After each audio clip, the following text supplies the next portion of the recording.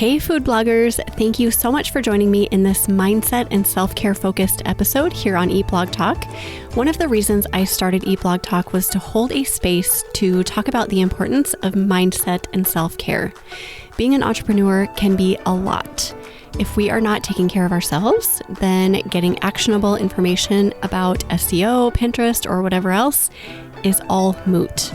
I will meet you back here every Wednesday to discuss various mindset and self-care topics, so you have the energy and space to tackle the rest. Are you wanting stunning visuals that make your food creations come to life?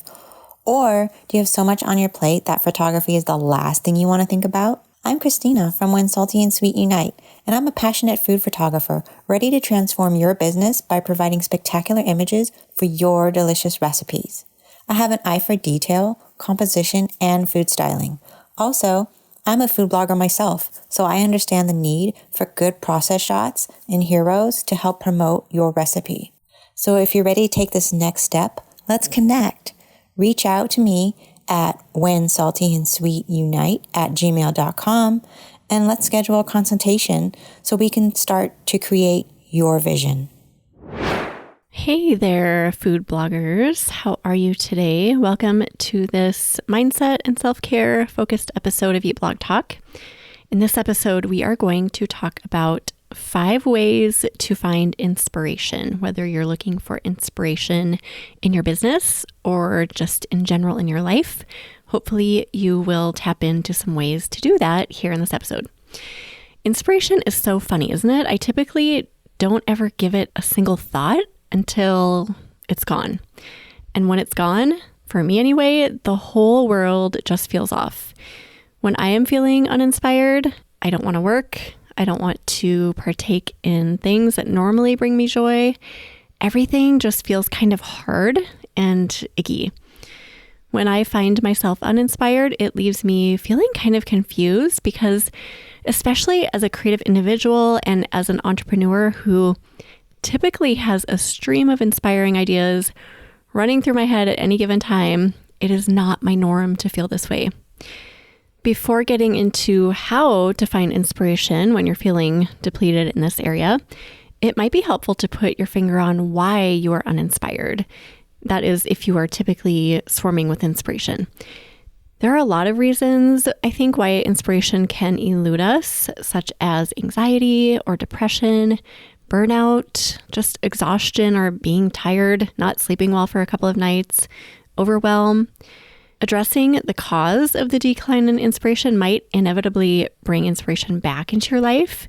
For example, if you have slept terribly for 3 nights in a row, you'll very likely be depleted and uninspired. So a few good nights of sleep will likely bring inspiration back into your life. My recent burnout that I've talked about in these episodes and resulting health issues have left me feeling very uninspired recently. Most days I don't feel inspired with work, which is very annoying to me and unlike me. I don't feel inspired with much of anything right now in life in general, which is also very annoying and unlike me.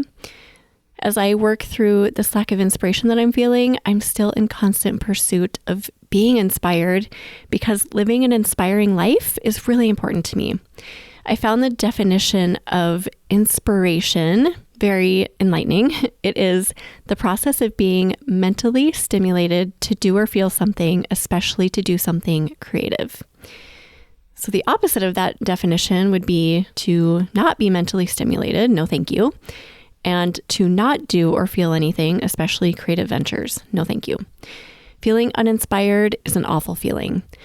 As I record this episode here in mid-July, I'm on a journey of rediscovering inspiration in my life and in my business. I know how important it is, and I'm in constant pursuit of finding it.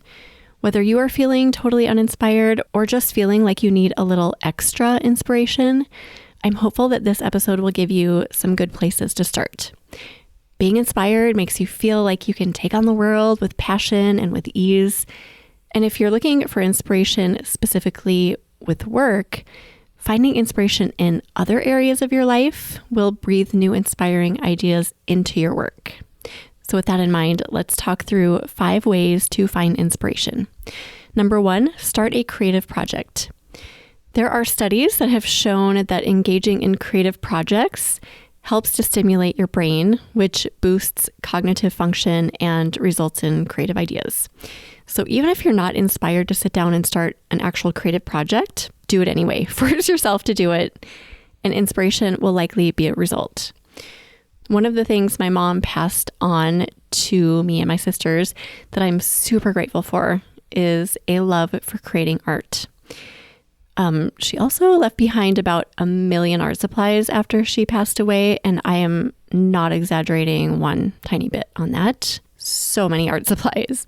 And guess who got her art supplies? Me, lucky me. I feel so lucky. Obviously, I'd rather have her here alive, but being given all of her supplies made me feel like the luckiest girl in the world.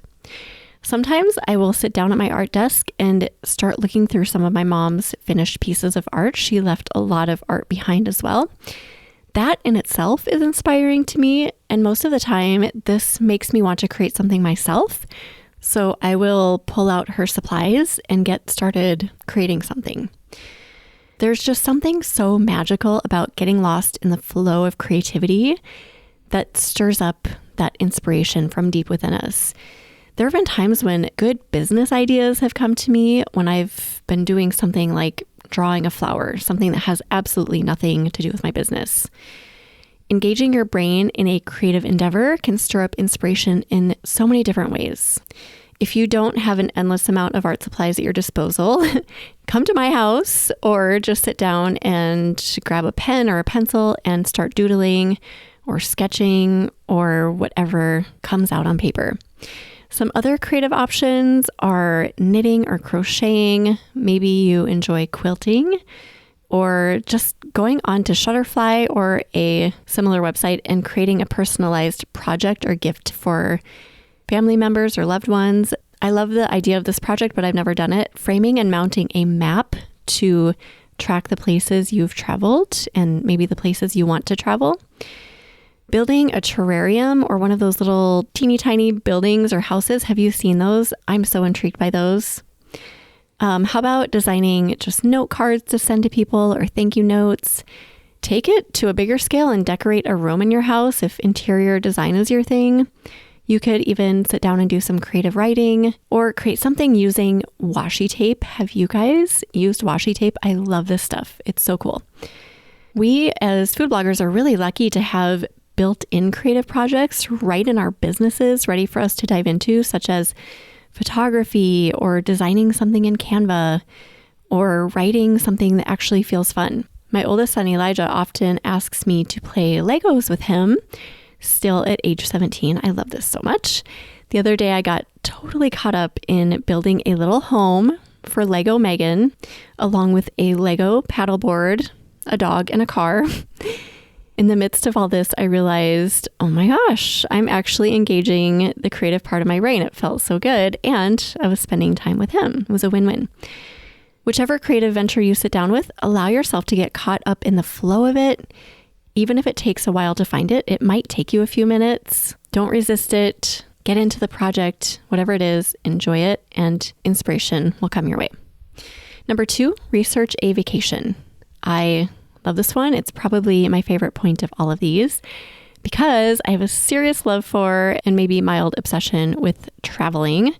So if you can relate to that, then this might be a perfect way for you to get inspired as well.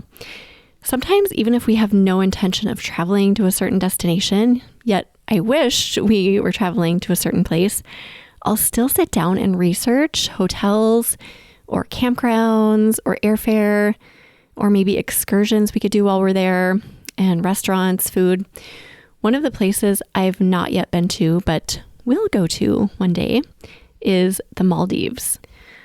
I have researched the Maldives up, down, front, back, sideways, all the directions. I know which resort I'd like to stay at, the over-the-ocean villas I want to stay in, which restaurants we'll go to. I have even printed photos of these details and put them in my office. I can see them right now. This inspires me. Next summer, we are talking about planning a European vacation. The idea of this makes me super excited. So I'm going to start researching details about this trip whenever I am looking for a boost of inspiration.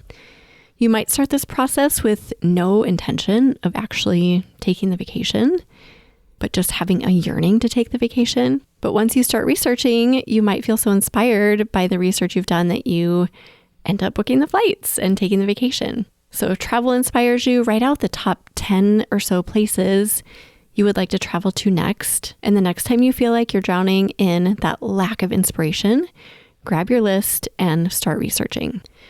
Number 3, consume inspiring content. Which types of content typically fill you with inspiration? Is it podcasts, books, maybe music, certain types of music, or sounds, calming videos on YouTube, magazines, cookbooks? Even if you aren't currently feeling these things, perhaps opening them or playing them, whichever fits, maybe that will spark something. There was a time when foodie magazines and cookbooks inspired me more than anything in the world. I devoured every word, every image, every recipe, every tip. That would have been the perfect thing for me to peruse for inspiration during that stretch of my life. Now it would probably be my favorite go-to mindset podcasts. These never fail. Even if I'm really not feeling it when I press play, I always feel inspired when the episode is done. Also, carefully selected audiobooks that inspire me, and my go-to music that I love is another good option for me. So open or press play on your go-to inspiring content when you are feeling uninspired, and something is likely to be stirred up inside of you. Number 4, journal. I have been massively out of rhythm with journaling for the past few years, so this one requires a little bit of forcing myself to sit down and just do it. But when I do, it's always so fruitful. In this season I'm in where I'm feeling largely uninspired, every time I have taken the time to start writing about it, some sort of inspiration has come my way. You could simply start with this journal prompt. I am inspired by fill in the blank. Write about as many things you can think of that typically inspire you. This could be absolutely anything. Maybe you like being outside in the evenings. Maybe you like a certain bird or animal and that inspires you, or going to a certain place like a live baseball game or the zoo, or listening to a specific singer or type of music, or flipping through a stack of cookbooks. Or maybe it's a smell like cookies baking in the oven or bread baking or something like that. Expand on the things that inspire you the most and try to get to the bottom of why they inspire you so much.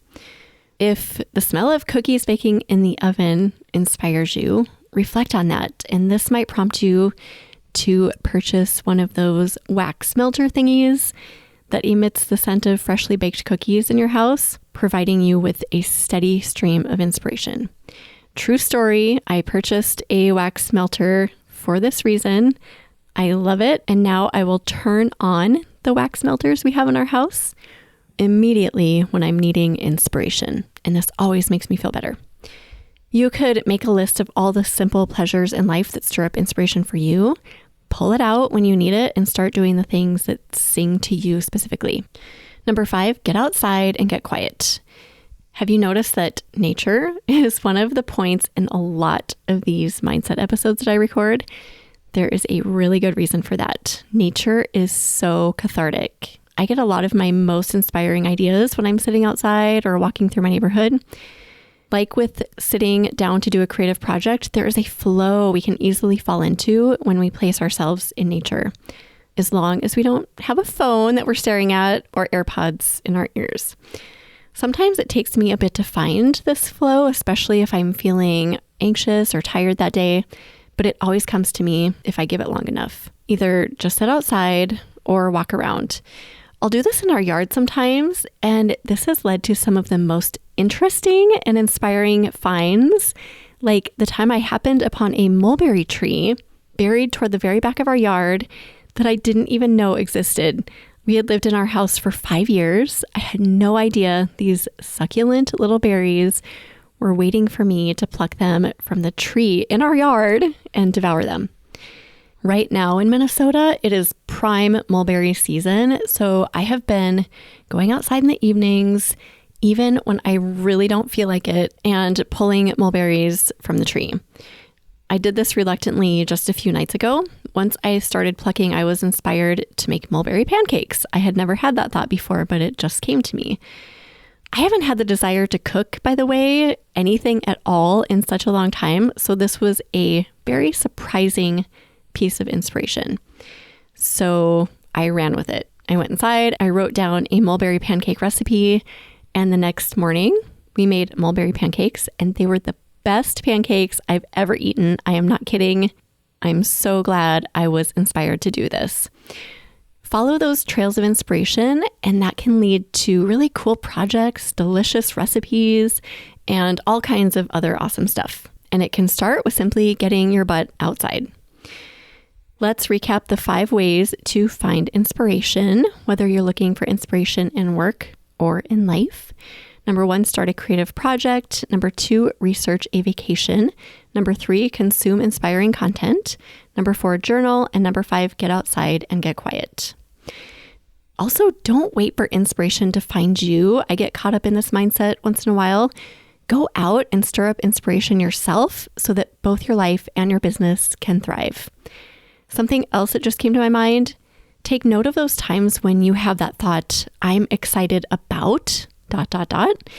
and follow through with whatever completes that sentence, even if it feels weird. I hope this episode gave you some great ideas and that leads to incredible inspiration for you. Being inspired feels so good and brings such fruitful, awesome things into our lives and businesses. Thank you so much for listening, food bloggers. I will see you next week. Thank you so much for listening to this mindset and self-care episode here on Eat Blog Talk. If you are a food blogger providing a service for other food bloggers and you want to spread the word about the value that you offer, I would love to offer you a free way to do just this. Send me a 60-second audio clip to be featured in a mindset and self-care episode here on Eat Blog Talk in 2024. Go to eatblogtalk.com/audio clip to learn more.